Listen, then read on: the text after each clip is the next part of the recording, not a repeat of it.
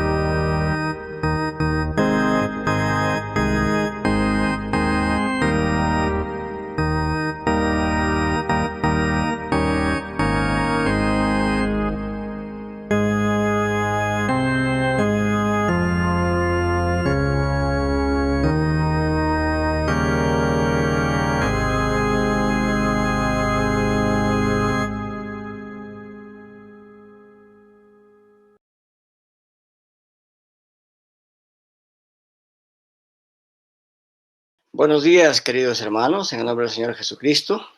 Una vez más, agradecemos a Dios por permitirnos estar aquí con ustedes en esta mañana. Y vamos a empezar en esta mañana con dos lecturas de la palabra de Dios. Este tema de hoy es un tema muy real, es un tema que todos los creyentes esperamos sea tratado. Se trata de la iglesia como una comunidad de eficaces combatientes, o como otros dirían, una comunidad de eficaces y activos guerreros de Dios. Esa es la lección de esta mañana, eso es lo que Pablo en esta mañana nos habla en esta palabra de Dios en la carta a los Efesios, en el capítulo 6 y los versículos 1 al 10. Entonces, como se trata de un pasaje donde la comunidad cristiana está en pie de guerra, está en pie de batalla, entonces vamos a leer un pasaje del Antiguo Testamento que justamente nos habla de que Dios es un Dios que da la victoria a su pueblo.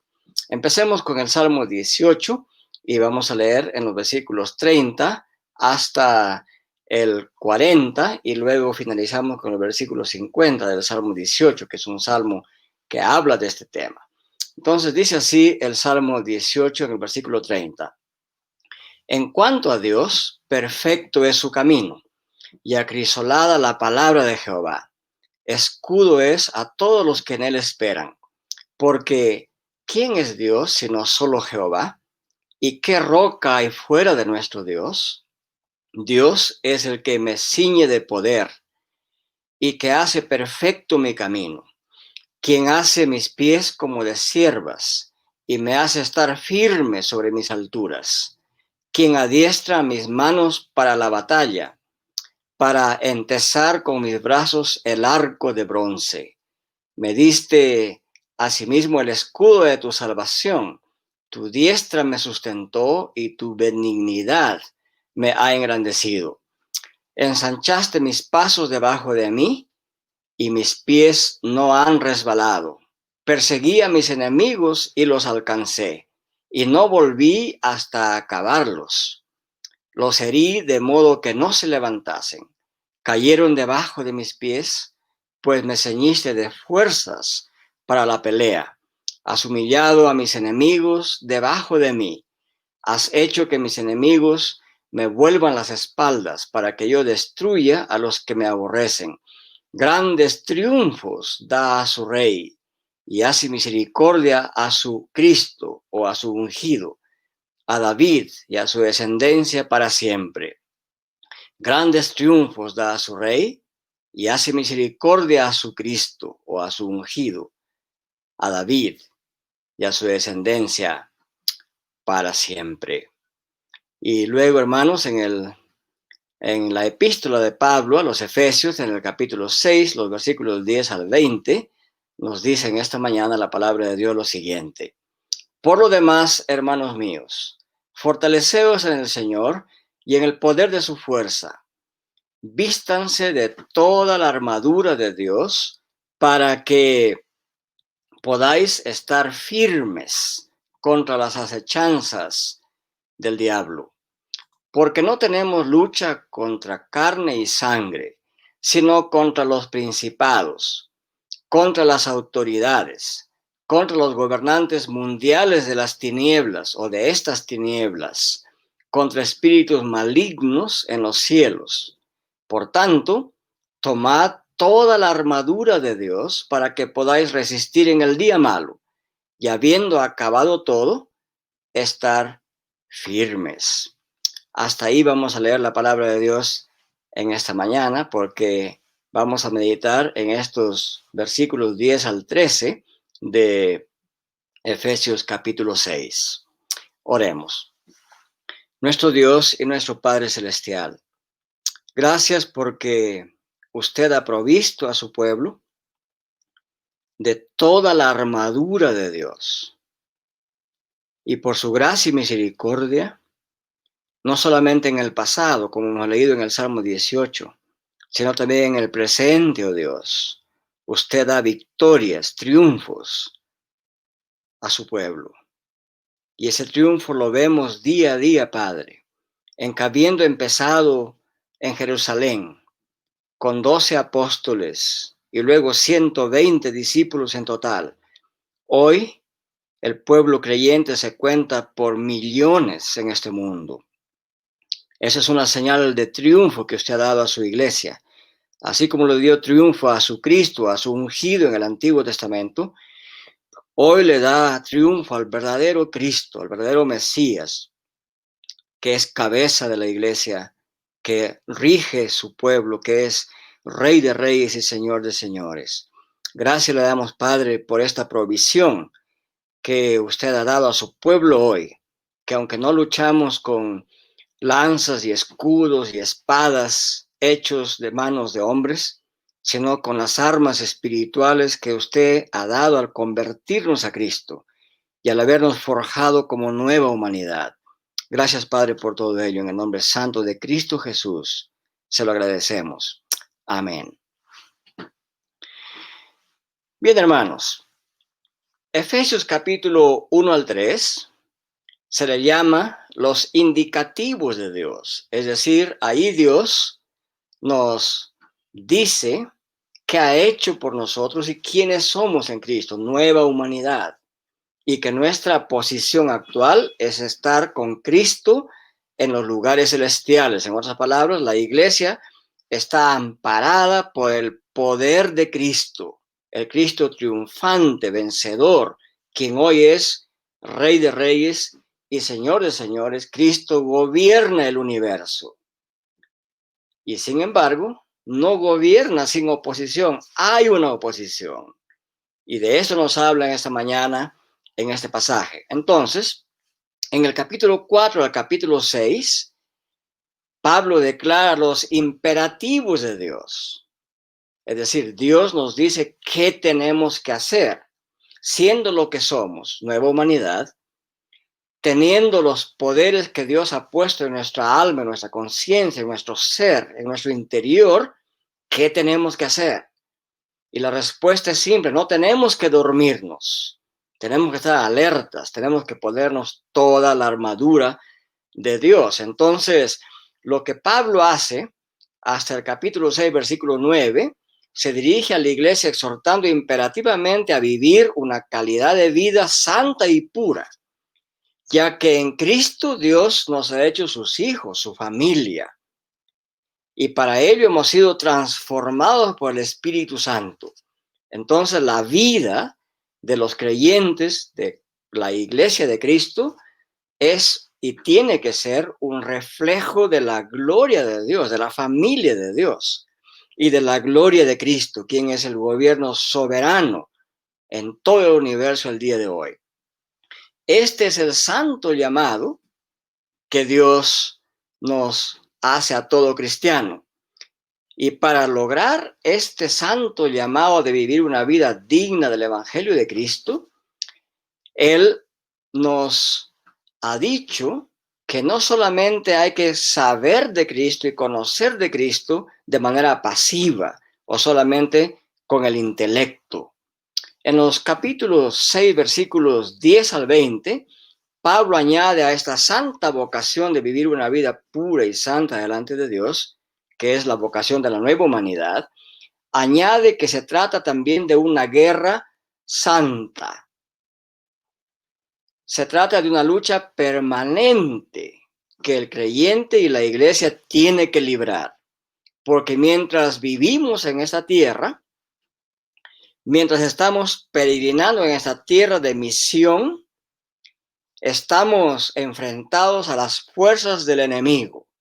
Ciertamente Cristo gobierna soberanamente, pero existe una oposición de parte del maligno. El maligno influye en el pensamiento de los seres humanos, influye en la filosofía política de gobiernos y de sociedades, influye en la filosofía y paradigmas de pensamiento de organizaciones civiles y también de individuos contra los cuales estamos llamados a combatir, contra esos paradigmas anti Dios, con esos paradigmas agnósticos y ateos que hay en nuestro medio. La iglesia está en un constante combate, combate de ellos hacia nosotros y de nosotros hacia ellos. Pero entonces, ¿de dónde obtendremos la fortaleza para derrotar efectivamente a las fuerzas del mal en todas sus manifestaciones? ¿Con qué armamento eficaz y poderoso contamos como iglesia y como creyentes para luchar y vencer esta guerra batalla por batalla? Bueno, Efesios 6, 10 al 20 nos da la respuesta a estas interrogantes. Y entonces, este capítulo 6, versículos 10 al 20, está estructurado en tres partes. En primer lugar, en los versículos 10 al 11, este pasaje declara que la iglesia de Cristo es un ejército en pie de guerra santa. Así define la comunidad cristiana el apóstol San Pablo, así define a la comunidad de creyentes, a la nueva humanidad. La iglesia de Cristo es un ejército en pie de guerra santa, versículos 10 al 11. Y en los versículos 12 y 13 nos dice que la iglesia está en guerra contra las fuerzas del maligno de manera específica. identifica aquí contra quién está en guerra Cristo a través de su iglesia. La iglesia está en guerra contra las fuerzas del maligno, versículos 12 y 13.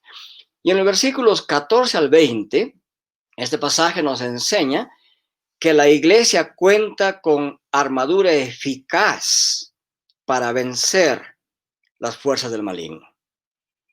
Vamos a meditar en esta mañana en los dos primeros puntos. Vayamos al primer punto. La iglesia de Cristo es un ejército en pie de guerra santa, versículos 10 y 11. Y aquí vamos a tratar cuatro cosas. En primer lugar, vamos a ver rápidamente la realidad de la guerra santa desde que cayó el ser humano hasta el día de hoy, al futuro. Y en segundo lugar, vamos a ver que la iglesia de Cristo participa en esta guerra santa. Y en tercer lugar, vamos a ver dónde está la fuente de poder. Y declara este pasaje que la fuente de fortaleza para este combate es Dios mismo, lo dice el versículo 10. Y en cuarto lugar, vamos a ver que el creyente posee una armadura provista por Dios mismo. No solamente es fuente de poder en Dios, pero Dios ha otorgado una armadura al creyente, versículo 11. Son los cuatro puntos que van a estar dentro de este primer punto. La iglesia de Cristo es un ejército en pie de guerra santa. Y entonces, en el segundo punto vamos a tocar el tema de que la iglesia está en guerras contra las fuerzas del maligno, versículos 12 y 13. Hasta ahí vamos a meter en esta mañana. Entonces, la iglesia es un ejército en pie de guerra santa, versículos 10 y 11. Y lo primero que hay que entender aquí es que la realidad de la guerra santa está presente, que la guerra santa es una realidad. La Biblia nos revela que Dios creó este mundo en un estado de santidad y de armonía. Pero nos cuenta también la Biblia que el ser humano fue arrastrado por el diablo a la desobediencia y lo convirtió en un enemigo de Dios contra su propio creador. Y entonces así el hombre se hizo reo de juicio y de muerte eterna y se hizo prisionero de la voluntad de Satanás. Pero como Dios es santo, justo y bondadoso, Dios ya había trazado un plan de redención para el ser humano y para toda su creación, la cual un día será completamente renovada a un estado mucho más sublime que el primer estado de la creación, aunque fue puro y santo, será mucho más sublime. ¿En qué sentido? En que en la nueva ciudad de Dios, en la nueva Jerusalén, en la nueva creación, en el cielo nuevo y tierra nueva, no habrá más tentación, no habrá más presencia tentadora de Satanás. Entonces la nueva creación no solamente será restaurada, será renovada a un estado más sublime sin la presencia de Satanás ni de la tentación. Por eso digo que va a ser más sublime y así lo pinta el resto de la Biblia y especialmente Apocalipsis. Y hacia esa meta en Cristo, Dios está dirigiendo toda la historia humana, toda la historia del cosmos, mediante la reconciliación de todas las cosas, como dice Efesios 1. Y para lograr esta meta, la Biblia nos muestra que Dios ha asumido el compromiso de erradicar el pecado y la maldad junto con su enemigo y enemigos que se oponen y se interponen a este propósito de Dios. El creyente no tiene que olvidar nunca, ningún segundo de su vida, que cada día, cada minuto, cada segundo, Cristo está obrando para erradicar completamente el pecado del mundo. Hacia eso marchamos. El no estar conscientes de eso nos lleva al pesimismo, al derrotismo, a la parsimonia, a la inacción, tanto como individuos como iglesia. Dios está entonces cumpliendo este compromiso en este mismo momento, aunque Él lo hace con santa paciencia y mediante el uso de guerras santas en toda la historia de la redención. En ese sentido, esta guerra santa o hablando en términos mucho más apropiados, esta guerra divina, Dios la va ejecutando y en ese proceso Él pelea por su pueblo, derrotando a los enemigos de su pueblo, a los enemigos del alma de cada creyente. Esto es bien claro en la Biblia. Los verdaderos hijos de Dios lo tenían bien claro. Dios estaba en guerra por su pueblo y con su pueblo. Y miren lo que dice ya muy antiguamente en Deuteronomio 21 al 4. Dice así: cuando salgas a la guerra contra tus enemigos, si vieres caballos y carros y un pueblo más grande que tú, no tengas temor de ellos, porque Jehová tu Dios está contigo, el cual te sacó de la tierra de Egipto. Y cuando os acerquéis para combatir, se pondrá en pie el sacerdote y hablará al pueblo. Noten ustedes que el sacerdote, que en ciertos aspectos es equivalente al pastor del Nuevo Testamento, el sacerdote estará en pie entre el ejército de Dios y el ejército enemigo. Y debe decirle al pueblo lo siguiente: oye Israel, oye pueblo de Dios, vosotros os juntáis hoy en batalla contra vuestros enemigos. No desmaye vuestro corazón, no temáis, no se asusten, ni tampoco se desalienten delante de ellos, porque Jehová vuestro Dios va con vosotros para pelear por vosotros contra vuestros enemigos para salvaros. Así que la guerra divina es solo una de las estrategias que Dios ha usado, está usando y usará a través de toda la historia en la implementación de su plan redentor. Y en este contexto debe entenderse esta realidad que vivimos aún hoy, de guerra divina, de Dios contra el mal.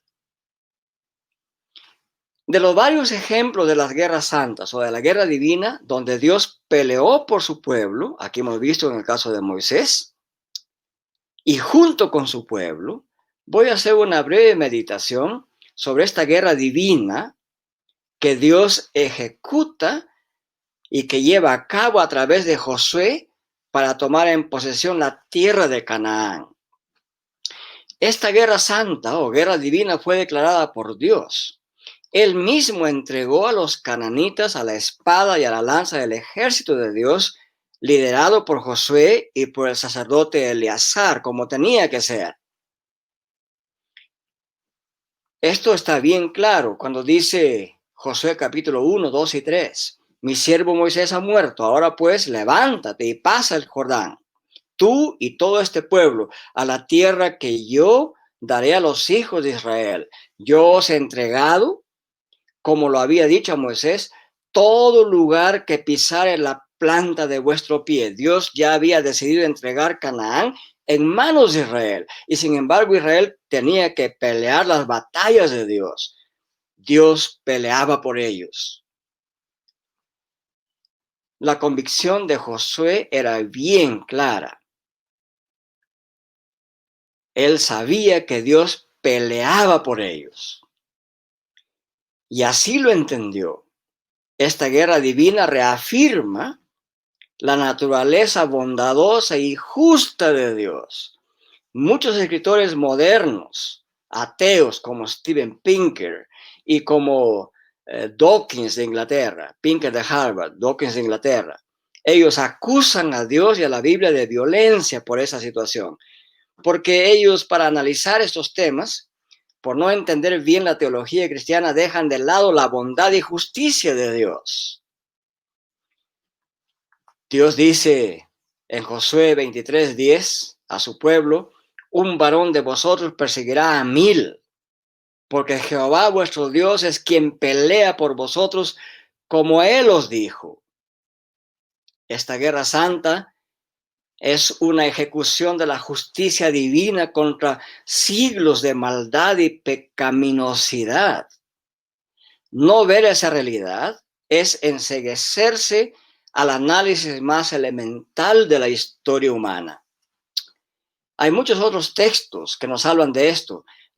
También se habla en 1 Samuel capítulo 15, en Josué capítulo 5, versículo 13 al 15, en Josué capítulo 6, se habla cómo Dios pelea la batalla por su pueblo.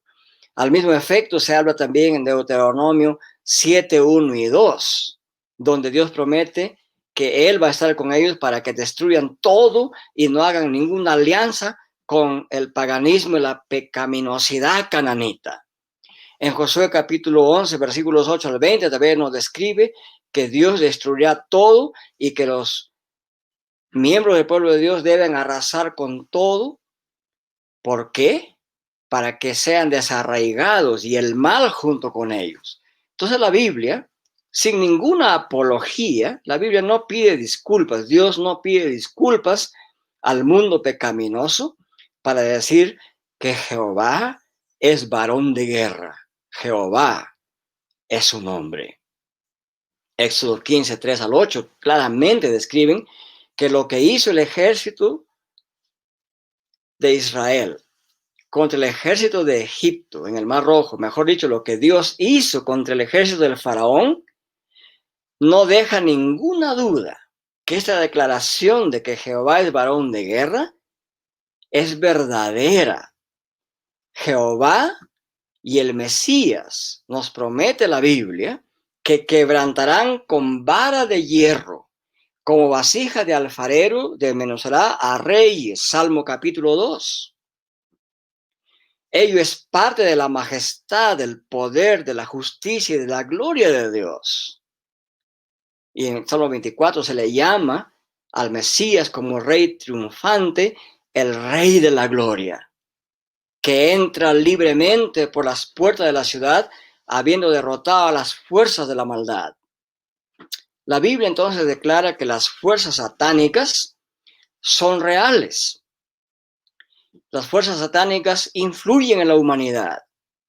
Influyen para que haya maldad en la humanidad, para que haya injusticia y violencia. Pero Jehová, en el ejercicio de su justicia y bondad, los derrota, los ha derrotado siempre y los derrotará también en el futuro para establecer su plan de un nuevo orden cósmico mediante el Mesías y hoy mediante su iglesia. Entonces, esta contradicción o esta antítesis entre Cristo y la simiente de Satanás solamente será resuelta finalmente cuando Cristo retorne y haga la consumación de cielo nuevo y tierra nueva. En este retorno de Cristo, al derrotar todas las fuerzas de la maldad, todo y a erradicar el pecado de esta tierra y del cosmos, entonces leemos de esto las elocuentes y esperanzadoras palabras del apóstol Juan, que nos dice así: y el diablo que los engañaba fue lanzado en el lago de fuego y azufre, donde estaban la bestia y el falso profeta, y serán atormentados día y noche por los siglos de los siglos. Y la muerte y el Hades fueron lanzados al lago de fuego. Esta es la muerte segunda. Ahí nos da cuenta de la victoria final de Cristo, de todo el mal es completamente aplastado y erradicado y desarraigado. No solamente el mal, sino el causante de la maldad, el diablo, la muerte y el sepulcro. Entonces, los intelectuales modernos, por tener la mente ciega contra la maldad y contra el causante de la maldad, piensan que el juicio de Dios es el violento y cierran los ojos a la terrible maldad y pecaminosidad causada por el diablo a través de personas, organizaciones, ideologías y filosofías anti Dios.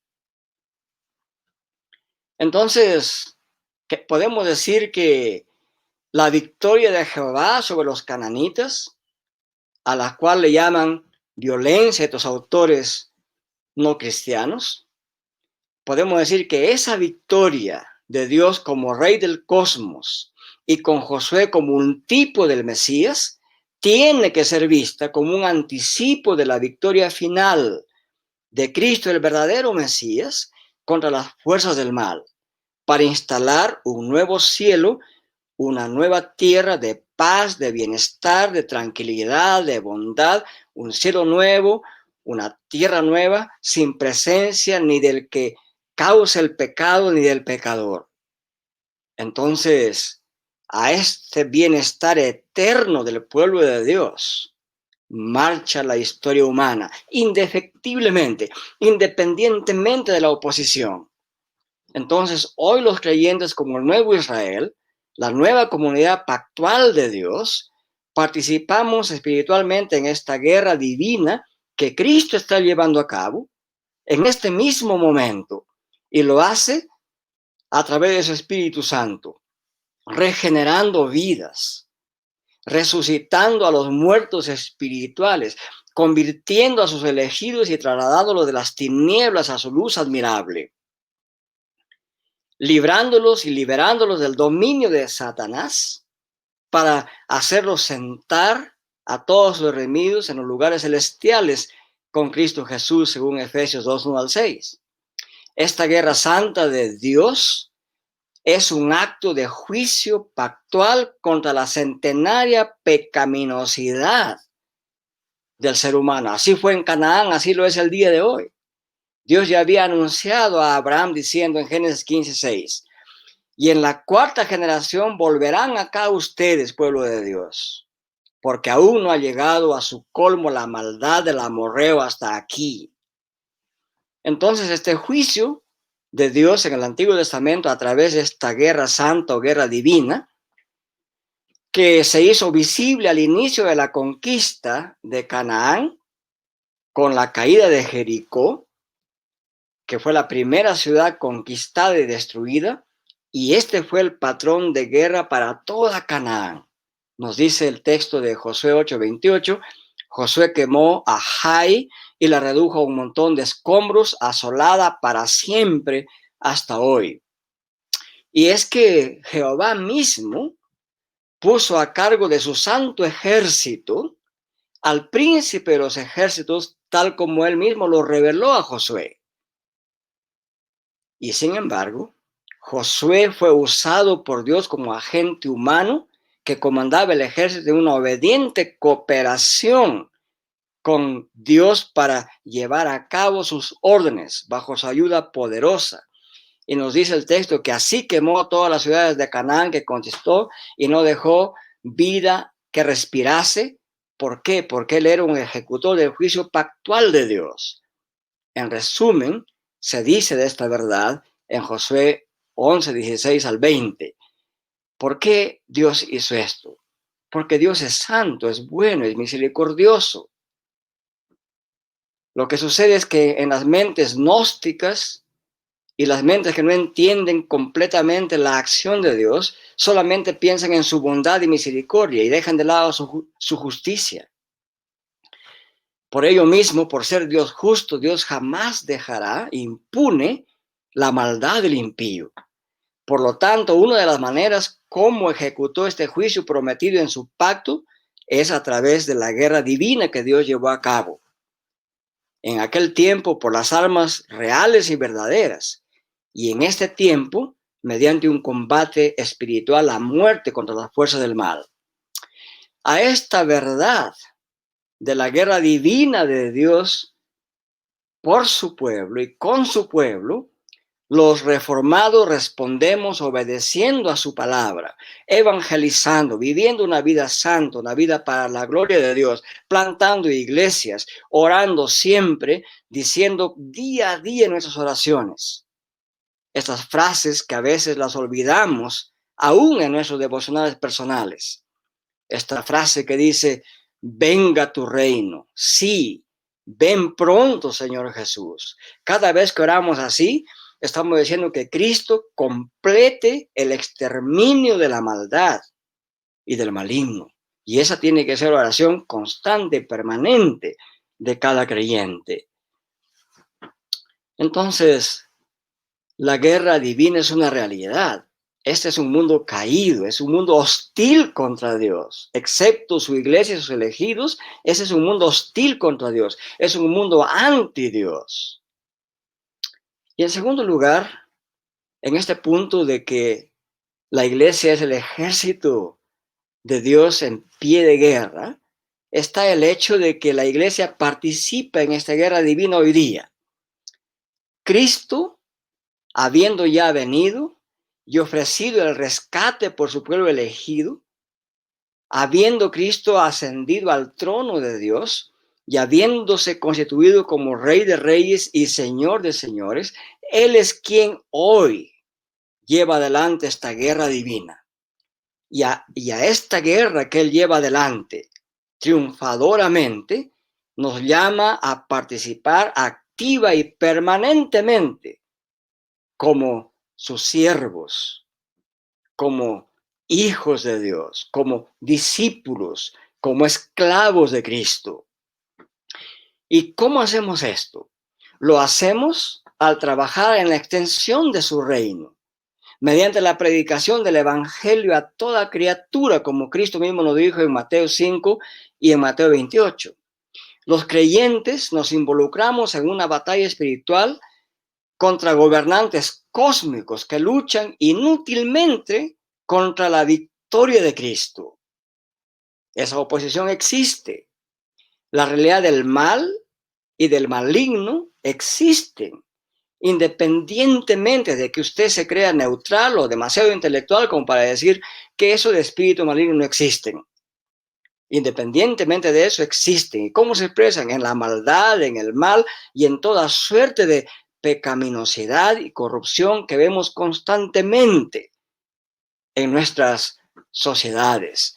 Entonces, en esencia, la guerra divina en la que participa hoy la iglesia consiste en desplegar ante el mundo un estilo de vida marcado por las virtudes del reino de Cristo, de la nueva humanidad que hemos hablado ya en ocasiones anteriores: amor, paz, justicia, verdad, vida santa, vida pura, pensamiento santo, pensamiento arraigado en la mente de Cristo mismo. Entonces participamos de esa manera en esta guerra divina que Cristo lleva adelante. Y en tercer lugar, nos preguntamos, si estamos participando en esta guerra, ¿cuál es nuestra fuente de poder? Bueno, el versículo 10 de este Efesios 6 nos responde así: que la fuerza, que la potencia para que la iglesia tenga el poder de triunfar está en Dios mismo. Entonces, si la iglesia tiene que participar de esta guerra divina que Cristo lleva adelante y lo tiene que hacer de manera eficaz, de tal manera que el mundo pueda verlo, pueda convencerse, esto presupone que necesitamos un poder que garantice la victoria. Y esa fuente de poder es el Señor, es Dios.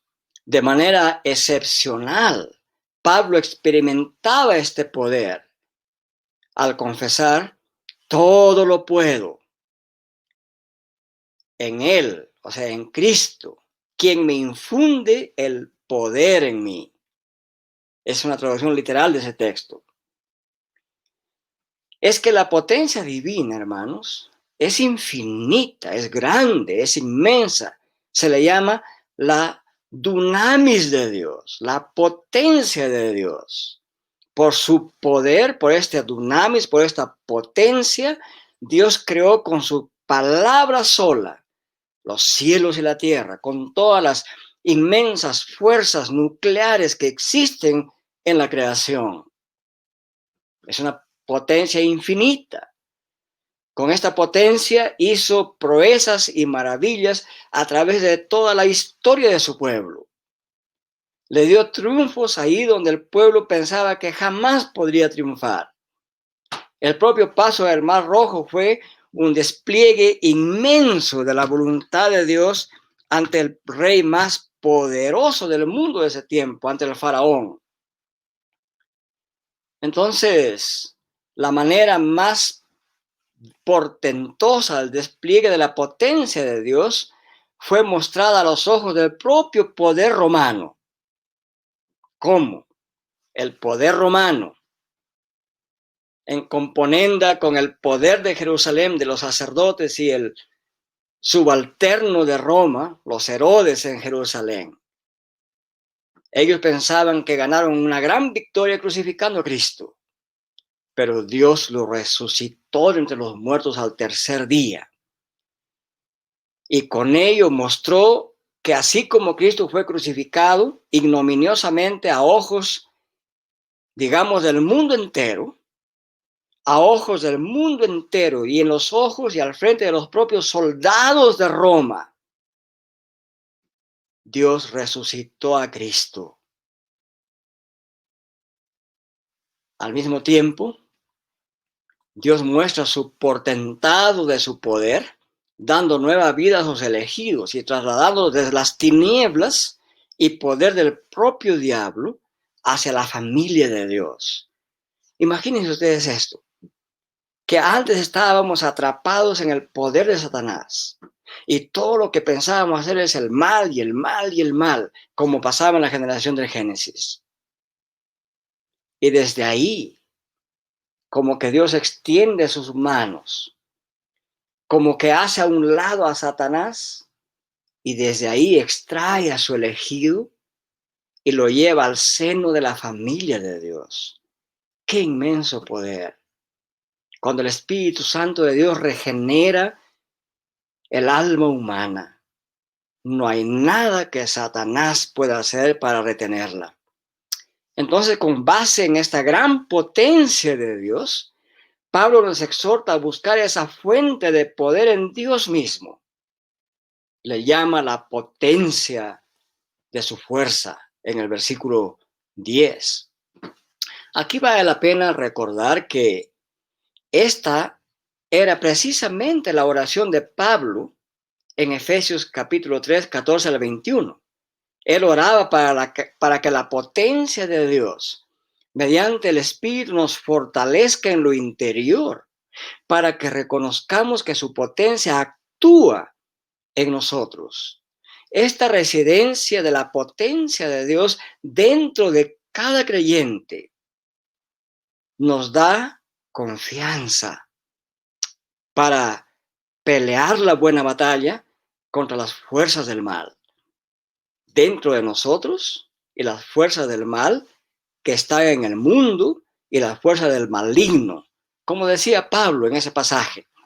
Por esta causa, doblo mis rodillas ante el Padre de nuestro Señor Jesucristo, de quien toma nombre toda familia en los cielos y en la tierra, para que nos dé, conforme a las riquezas de su gloria, el ser fortalecidos con la potencia de Dios en el hombre interior por su Espíritu, para que habite Cristo por fe en vuestros corazones, a fin de que, con el propósito de que, arraigados y cimentados en amor, seáis plenamente capaces de comprender con todos los santos cuál sea la anchura, la longitud, la profundidad y la altura, y de conocer el amor de Cristo que excede todo conocimiento, para que seáis llenos de toda plenitud de Dios. Y aquel que es poderoso para hacer todas las cosas mucho más abundantemente de lo que pedimos o entendemos, según el poder que actúa en nosotros. Pablo está hablando que ese poder actúa, que es una realidad que tiene efectos en nosotros. Aquel poder que actúa en nosotros. A Él sea la gloria en la iglesia en Cristo Jesús, por todas las generaciones o edades, por los siglos de los siglos. Amén. ¿Dónde encontramos el poder para combatir y vencer toda esta guerra, batalla por batalla? En la potencia de Dios que Cristo, por su Espíritu, ha puesto en cada creyente. Usted, si es cristiano, un elegido de Dios, convertido a Cristo, en usted Dios ha puesto ese poder. Y sin embargo, tenemos que buscarlo día a día, llenarnos de ese poder de Dios para ganar cada batalla y la guerra que Cristo contra el mal, la maldad y el maligno lleva adelante mediante su iglesia. Y el versículo 11, y este es el cuarto punto de este primero, que el creyente no solamente tiene una fuente de poder, pero que el creyente ha sido provisto de una armadura completa para eficazmente luchar y vencer. El versículo 11 es claro sobre esto. El Hijo de Dios no solamente tiene poder dado por Dios, sino que ha sido dado para usarlo en esta guerra divina. Por eso nos exhorta de manera imperativa en el versículo 11 de Efesios 6, vístanse de toda la armadura de Dios. ¿Para qué? Para que seáis capaces de estar firmes contra las metodologías del diablo, dice literalmente el texto griego. Ya en Efesios 4:24, Pablo nos había exhortado a todos los creyentes a vestirse del nuevo hombre. El nuevo hombre creado según Dios en la justicia y santidad de la verdad. Ya tenemos esa vestimenta interna poderosa de santidad y verdad con la cual permanentemente hay que estar vestidos. Ahora, con la misma fuerza imperativa, le dice a cada creyente, vístanse de toda la armadura de Dios. Vístanse de la armadura completa de Dios, sin dejar de lado ninguna de las armas de guerra provistas por Dios. La razón es que, bien armado con las armas de guerra dadas por Dios, el soldado cristiano será capaz, tendrá la habilidad, dice el texto, de mantenerse firme contra las artimañas o estratagemas del diablo, o como literalmente dice el texto griego, contra las metodologías o los métodos del diablo.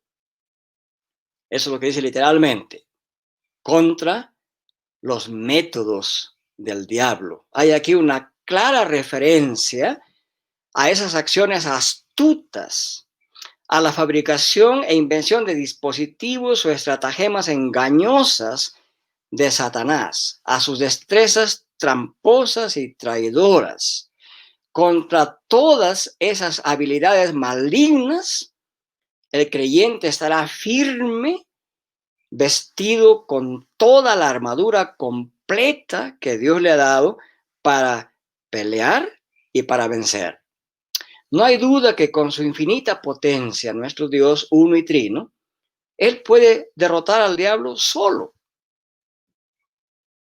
Lo ha hecho muchas veces. Y derrota a él y todos sus aliados. Pero, como se ha dicho, la evidencia de esa superioridad de Dios y de Cristo no disminuye para nada la seriedad de cualquier posible conflicto que el creyente enfrentará en el día malo, ni tampoco da seguridad cierta de victoria en la batalla si es que no estamos completamente armados con las armas de Dios. Por lo tanto, la enseñanza aquí es la siguiente. Claro, Dios puede vencer solo, pero es que Dios, al mismo tiempo que tiene todo el poder de vencer al diablo y todo el poder para jamás permitir tentación alguna contra sus hijos, sin embargo, aquí se ve la responsabilidad humana que Dios le ha dado. Aquí se ve el privilegio que Dios ha dado a los creyentes para vestirse.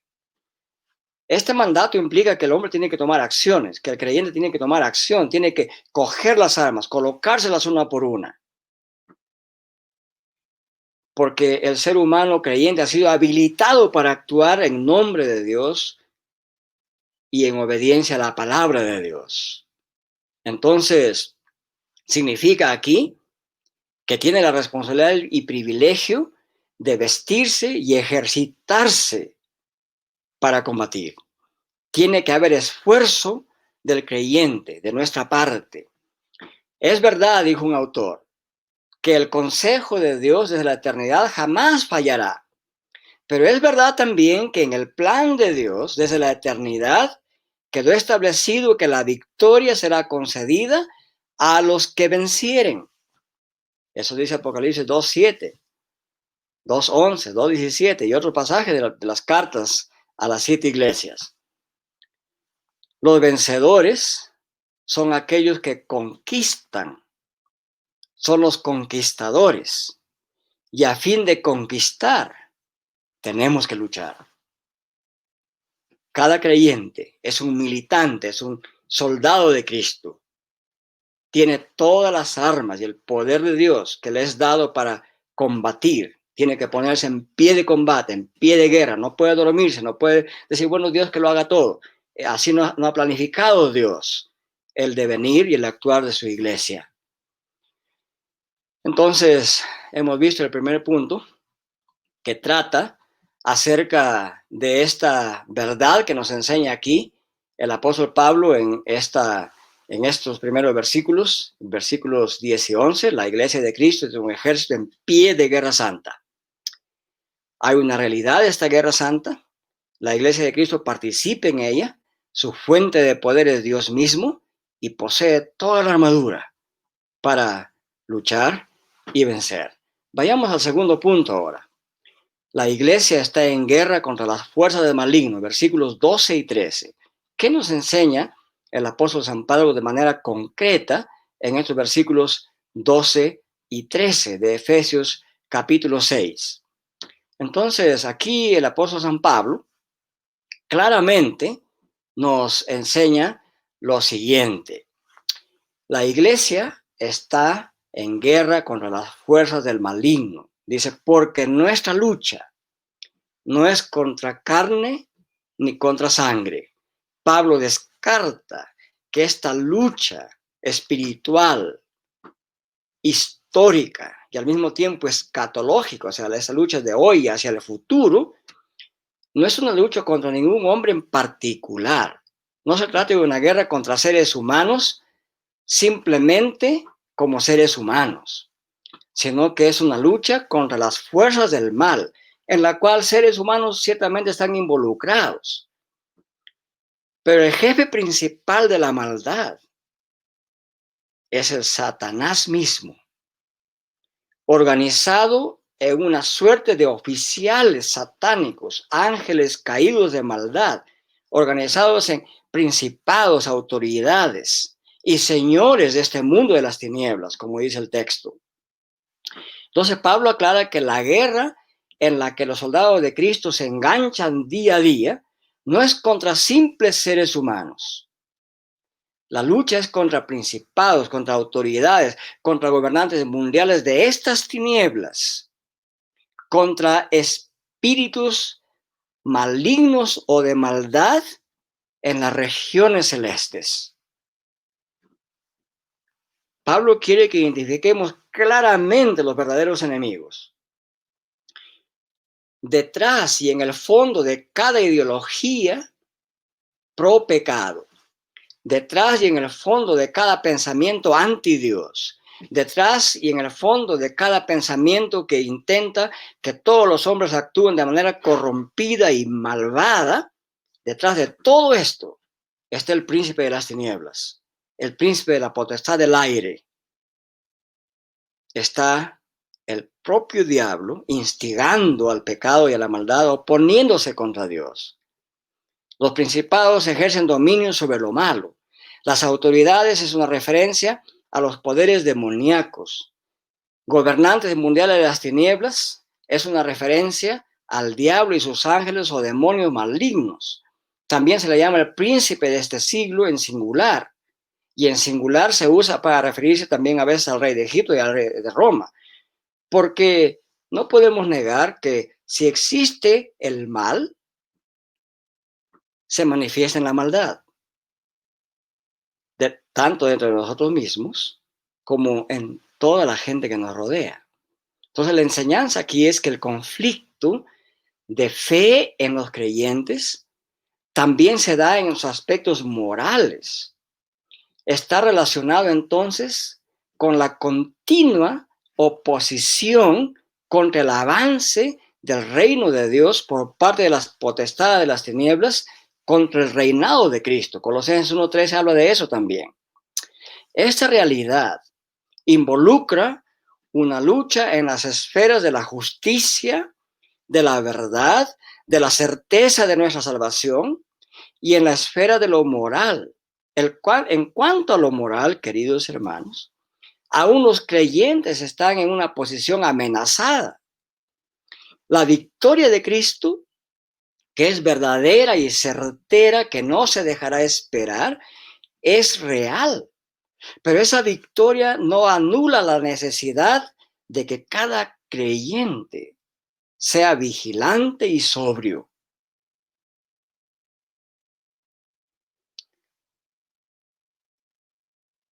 Y no solamente ser vigilante y sobrio, tener puesta toda la armadura de Dios y combatir con ella, porque la victoria Cristo la ha garantizado. Es evidente que los espíritus caídos tienen una agencia vasta y misteriosa en este mundo y que en muchos sentidos que parece inescrutable para el ser humano y para la llamada ciencia humana, y sin embargo estos espíritus malignos se enseñorean de la impiedad. Ellos moldean y profundizan y prolongan los medios y métodos de subyugación espiritual. A veces Satanás intenta luchar contra su iglesia a través de gobiernos, de poderes de estados, de ideologías. Este oscuro mundo espiritual está ansioso de poseer y mantener la supremacía. Y por lo tanto los cristianos deben librar una guerra incesante con él, una guerra sin parar, constante, conscientes de que Cristo ha salido venciendo y para vencer, como lo dice el Apocalipsis. Esta terminología que usa Pablo aquí no solo implica que estamos luchando contra simples espíritus separados uno de otro, sino que estamos luchando con espíritus organizados, en otras palabras, con espíritus que son como oficiales de alto rango en el ejército de Satanás, bien entrenados para causar el daño y el mal. Son altos oficiales malignos del diablo. Entonces se trata de un enemigo formidable. Hasta es posible que se trate de aquellos demonios que se han infiltrado en los sistemas políticos anti Dios, en los sistemas ideológicos cuya divinidad es la razón humana y pretenden crear una sociedad atea, como en esos días se viene propagando en esas famosas películas llamadas de ciencia ficción cinematográfica, donde este grupo de gente que han sido enviados en forma de embriones a otro planeta para que ahí puedan desarrollar una sociedad sin Dios, atea completamente, solamente con valores que no tengan que ver nada con la religión cristiana. Y ahí entremezclan las visiones sincréticas de todas las religiones paganas de la antigüedad y del presente, pero sin referencia a Cristo o a Dios, más bien en contra de Cristo y en contra de Dios. Esas ideologías disfrazadas de posmodernismo y de ficción revelan el espíritu del hombre rebelde contra Dios, donde ellos mismos creen que son dioses y creadores. Por eso, para despertar al ejército cristiano, el apóstol resalta audazmente quiénes son esos terribles enemigos que están tratando de combatir contra Dios. Entonces, en cuanto a su posición, no son subalternos, sino enemigos de gran rango. Son entre comillas, la nobleza y los jefes del mundo espiritual caído. En cuanto a su oficio, su dominio son las tinieblas, en las que ejercen dominio imperial, tienen poder en las tinieblas. En cuanto a su esencia, no están cargados de una estructura animal, sino que son espíritus, no son físicos.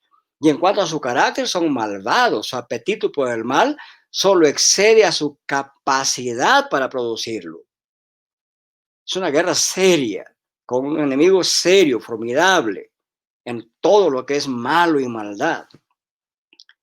Y dice, en los cielos o en las regiones celestes. Es decir, eso no se refiere al lugar donde está Cristo. Son regiones bajo el cielo. Está en el dominio de esta parte del cosmos. Y desde ahí están en esta tierra también. Desde ahí atacan a su iglesia constantemente. Influyen en la mente, en el corazón, en la conciencia, en los valores de los seres humanos. Entonces, lugares celestiales aquí no es sinónimo del cielo, sino que representa aquella esfera o mundo espiritual que trasciende lo físico y lo temporal. Con mayor razón, tenemos que tener cuidado de estar prevenidos los cristianos, aunque gozamos de esta bendición espiritual de paz y bienestar de parte de Cristo, no significa que seamos inactivos. Tenemos que estar en pie de guerra constante. Las huestes antagónicas y diabólicas han invadido la esfera donde se desarrolla la vida espiritual de la iglesia y de cada creyente. Por lo tanto, hay que estar alertas con toda la armadura, no solamente puesta, sino utilizándola constantemente en combate contra la fuerza del mal, evangelizando, haciendo nuestra vida devocional diaria, viviendo una vida pura y santa, trabajando por el reino de Cristo, predicando a tiempo y fuera de tiempo, orando en todo tiempo y en todo lugar, levantando manos santas sin ira ni contienda, orando sin cesar, permanentemente. Esa es la forma como espiritualmente, en cooperación con Cristo, el Rey de Reyes y Señor de Señores, llevamos adelante esta guerra espiritual contra las fuerzas del mal. Y todo esto sirve ¿para qué? Para estar firmes y resistir en el día malo. Puesto que nuestro enemigo es tan poderoso, hemos de mantenernos en pie de batalla constante, preparando nuestras mentes para ser capaces de vencer. La implicación de este versículo 13 es que ponerse toda la armadura de Dios y luchar con valentía hasta el final sin desanimarse. ¿Por qué? Porque el conflicto es duro, doloroso, peligroso. Por eso Pablo nos anima con esa esperanza de la victoria, para que seáis capaces de resistir. Porque en medio de los mayores peligros, el creyente que está vestido con toda la armadura de Dios podrá triunfar en la batalla, porque luchamos con toda esta admirable armadura de Dios para derrotar las fuerzas del mal. Cristo ya ha vencido. Cada creyente es un vencedor. Y sin embargo, es al mismo tiempo un permanente luchador en esta guerra contra las fuerzas del mal. Que así sea en la vida de cada uno de nosotros, queridos hermanos. Oremos. Padre Santísimo, gracias por su palabra.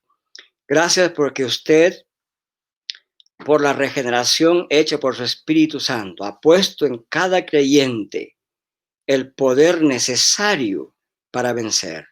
Y sin embargo, Padre, como nos enseña su palabra, le pedimos que día a día nos siga dando este poder para vencer.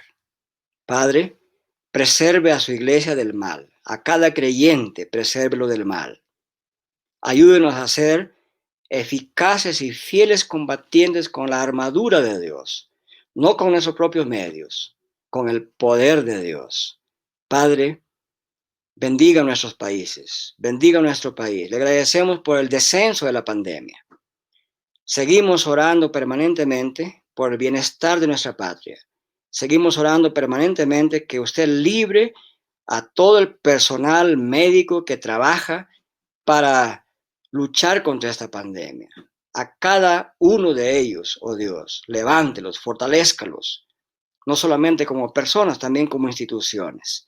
Bendiga a nuestro presidente, nuestro Consejo de Ministros, nuestras autoridades, y bendiga a cada ciudadano de este mundo, a cada ciudadano de este país, para que seamos sabios y prudentes, y bendiga en especial a su iglesia, para que cada creyente tome toda la armadura de Dios y luchemos permanentemente, sin cesar, contra las fuerzas del mal, evangelizando, predicando, orando, aconsejando espiritualmente a otros, leyendo la palabra, aplicándola a nuestra vida, pidiendo la llenura del Espíritu Santo día a día para vencer de una manera eficaz y visible, y que su iglesia tenga paz y bienestar hoy y por los siglos de los siglos.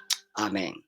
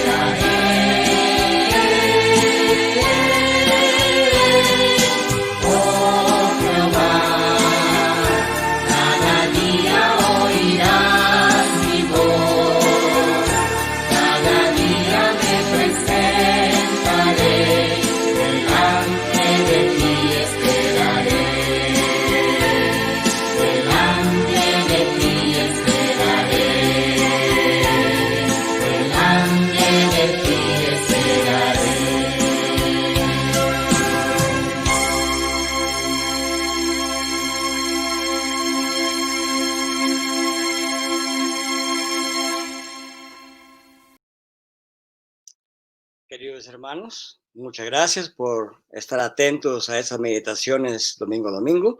Les invitamos a conectarse siempre en este link por Facebook o YouTube de la Iglesia Presbiteriana del Perú en Cajamarca. Un saludo para todos ustedes y es mi deseo y oración constante que la gracia y la paz del Señor Jesucristo esté con vosotros siempre. Que el Señor les bendiga y muchas gracias por su atención y que la paz de Cristo y el poder de Dios habiten en vosotros para luchar cada batalla de manera eficaz con la armadura de Dios y tener el triunfo prometido por nuestro Dios a cada creyente y a cada iglesia de Jesucristo en ese planeta. Amén. El Señor les bendiga.